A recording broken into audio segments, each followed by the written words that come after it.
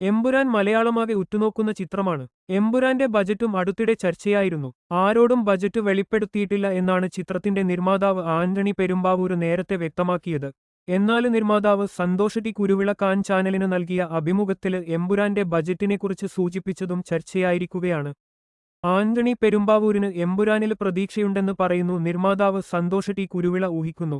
പ്രതിഫലമടക്കം budget 140 മുതൽ 150 വരെ കോടിക്ക് മുകളില് പോകും. ഞാൻ എമ്പുരാന്റെ സെറ്റില് പോയിട്ടുണ്ട്. പൃഥ്വിരാജ് അപാര സംവിധായകനാണ്. അദ്ദേഹത്തിന്റെ സിനിമ പെർഫെക്റ്റ് ആകണം. അതിന് പിന്തുണയുമായി ആന്റണി പെരുമ്പാവൂരുണ്ടെന്നും പറയുന്നു നിർമ്മാതാവ് സന്തോഷ് ടി കുരുവിള. ലൂസിഫറിന്റെ രണ്ടാം ഭാഗമായി എമ്പുരാൻ സിനിമ മാർച്ച് 27-ന് റിലീസാകുമ്പോൾ പ്രതീക്ഷയിലാണ് താരത്തിന്റെ ആരാധകര്. നെടുമ്പള്ളിയെന്ന ഖുറേഷി അബ്രമായി ചിത്രത്തില് മോഹൻലാല് എത്തിയപ്പോൾ ആഗോള ബോക്സ് ഓഫീസില് 150 കോടി രൂപയില് അധികം ബിസിനസ് നേടി ലൂസിഫര് തിളങ്ങിയിരുന്നു.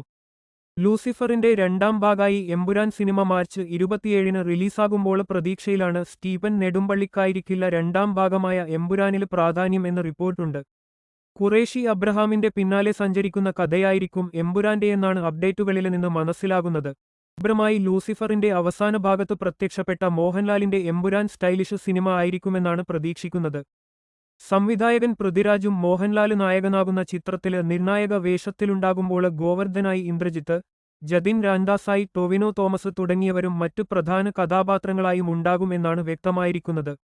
ഛായാഗ്രാഹണം നിർവഹിക്കുന്നത് സുജിത് വാസുദേവാണ്. മലയാളത്തിനു പുറത്തെയും താരങ്ങള് മോഹൻലാല് ചിത്രത്തില് ഉണ്ടാകും എന്ന് റിപ്പോർട്ടുകൾ സൂചിപ്പിക്കുന്നു.